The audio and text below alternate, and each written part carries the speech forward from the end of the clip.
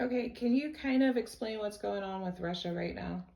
Russia's trying to expand its defensive borders because of NATO intrusion through Eastern Europe over the last 30 years. Russia feels insecure and is trying to expand its territory to prevent potential future invasion.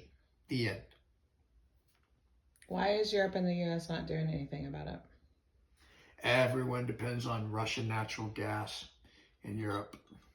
Furthermore, with inflation already rampant due to underinvestment in energy infrastructure, the world depends on a lot of Russian raw materials and gas and oil. And if we sanction the Russians and those supplies are not available, then that further drives up prices, which would be bad for the Biden administration, and it will lose the election to an even greater degree.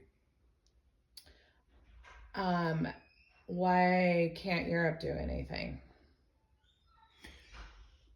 The Europeans would freeze without Russian natural gas. So they're going to take in talkie a lot, as will the US administration. But ultimately, we're probably not likely to do much to the Russians that really matters.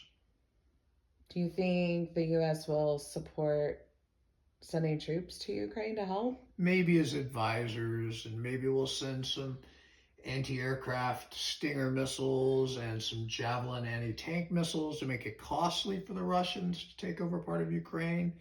But ultimately, most Americans can't find Ukraine on a map, so we're not really willing politically to send American troops in there to die. No one wants to make that sacrifice because Ukraine is a lot more important to the Russians than Ukraine is to the US and Europe. So, how do you feel World War II is affecting Russia's move right now? So we've mostly forgotten World War II, right? All the people who fought in it have mostly passed away, unfortunately, but it's very fresh in the Russian memory because it was much more destructive to Russia. German troops actually got as far as Moscow. And so paramount in Russian calculations is expanding the borders of their area of control to try to plug gaps that would allow for an invasion. And they have a total 7 geographic areas where an invading force can enter. And they plugged, I think, 5 of those, but they still have 2 gaps. So they're also very interested in Scandinavia.